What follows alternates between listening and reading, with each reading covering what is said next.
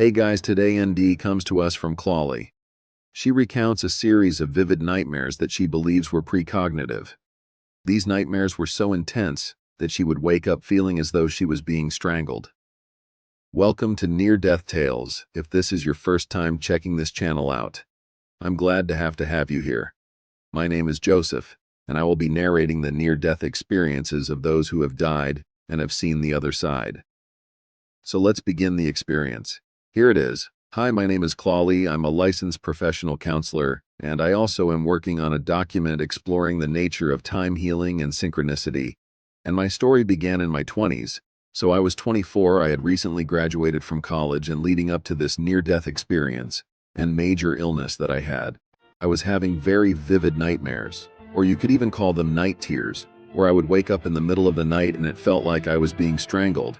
And it appeared to be this darker, indigenous-looking woman who was very angry, and I wish in hindsight I had paid more attention to these dreams, because I think these dreams were giving me a message and precognitive in more than one way. And so for 6 months, I would have these repeating nightmares.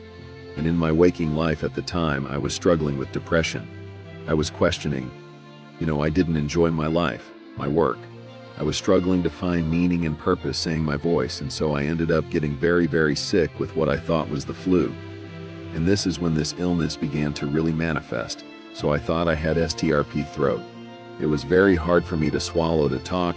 I was in a lot of pain. It was the only 2 weeks I didn't have insurance because I was in between jobs, so I went to the ER, they sent me home, and I just knew something was wrong. And I really encourage people, if they feel like something is just really off and wrong with their body, and they go to the hospital, they don't get help, go to see another provider, because I just knew that something was seriously wrong and that I could possibly be dying. So reached out to my parents. My father picked me up, and for the next couple days I was, really in and out of consciousness. They didn't take me to the hospital right away because I'd just been there, and I was in a state of extreme amount of pain and delirium. From this infection, I knew I was dying, but it was very hard to communicate that to others. And so there was a moment where I felt it beginning to happen, and my heart just started pounding really rapidly. And there was this red rash starting from around my throat that just very rapidly, and I'm talking about in minute spread, from my throat to my chest to my torso. So reached out, to my parents, okay, it's time, I need to go to the hospital. And by the time I was on my way to the hospital, I lost consciousness. I had gone into septic shock, my lung had collapsed, and the doctor's trigger warning here. This could be a little disturbing for some folks, but when they made the incision to give me a TRA, and they were just going to work on patching up my lung, they realized it was a very serious infection of necrotizing fasciitis, or the flesh-eating bacteria, which is life-threatening. So many times when people get the flesh-eating bacteria, they may have to amp at the area where the infection is given. The infection was in my throat and chest. Obviously that would in my life, so I was placed in a medically induced coma for about 3.5 weeks. And they wouldn't really tell my family how bad the odds were. But once I did awaken from the coma, several professionals said she really only had maybe a % chance of surviving. At the same time, they fought to save my life, and every day it was up and down. They did not know whether I was going to make it through. So from my experience, I'm in a coma. I did not clinically die. So this near-death experience may be different from others. However, it felt like I was forced prematurely into this other realm, non-ordinary state of consciousness. And there was one realm where it felt like I was floating on water, and I could hear this very beautiful music, and it just felt like I was there for an eternity, almost waiting. So that was one big dream I had. And there was another dream where what was happening to my body on the physical level was happening in the dream. So it was a very disturbing experience of being tortured and experiencing that pain. So even though I wasn't conscious necessarily of what was happening on some level, I mentally and emotionally and spiritually, it was registering what happened. So the other big dream I had was a dream which some might consider, I'm still exploring how to interpret this. Some people talk about other lives, past lives, other dimensions, but in this particular life, I had lived out an entire life. I was different race.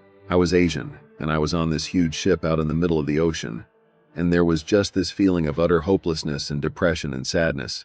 because all of the women on this ship were sex slaves and had no rights, couldn't talk to each other, were just, objects, and my role, I was in my S, so I was no longer used in that way. And I was kind of like an overseer. I had to bring women onto this ship and, how kind of put them in their place and train them, and I hated my role, I hated my position, and I hated myself for being a part of it. And there was a transition point in this dream. I mean, again, it felt like it went on for an eternity. But there was this moment where I saw this other beautiful woman on the ship, and even though we weren't allowed to talk, our eyes locked. And there was just this deep understanding and empathy of the pain that we had suffered. And I realized this person was my sister, and that changed the whole tone of this experience. That simple connection and empathy created this whole feeling of hope. And then we began, secretly helping women escape. So one by one, these women, there was just this feeling of liberation, of joy. And I believe this was a turning point and the treatment of my illness, because it was very, up and down and not looking good for a while. And later, when I had woken up, my sister talked about several times like I would come out of the coma, lock eyes with her, and then go back into the experience. So I also wonder about that influencing the content of the stream. So when I awoke, that was a whole other experience, and it changed me very, very deeply. So with any major traumatic experience or illness I had some PTSD symptoms. I was only years old, and I felt like I had been through something that was very difficult for many of my peers to understand. And in addition to that, I began to have heightened intuition, precognitive dreams, almost on a daily, at least weekly occurrence. I would have this incredible empathy or just natural understanding of what others around me were feeling, and it was very hard to cope with this new way of being in the world. I do think when people have near-death experiences, it's almost like this other kind of gate or veil is lifted, and it's much easier to go back and forth between this reality and that other reality. And so one thing I also just wanted to share is the fact that I've had some shared death experiences. And that's been something I've come to, I'm accepting more and more. Although, again, these experiences can be very overwhelming, very scary when someone first has that kind of experience, just because of the intensity of it.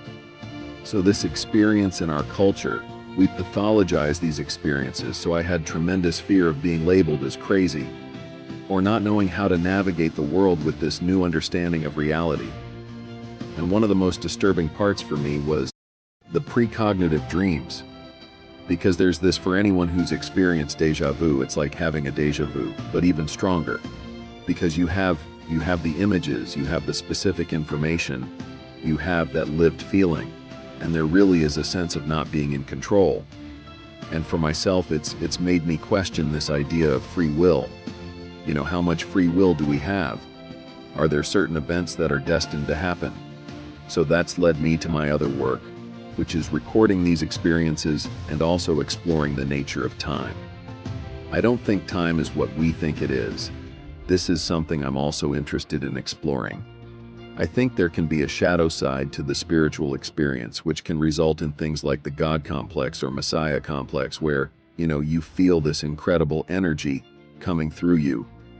You have these profound experiences, and sometimes that can lead to ego inflation or not being grounded. Sometimes it can lead to, as we see in different organizations, that can lead to abuses of power.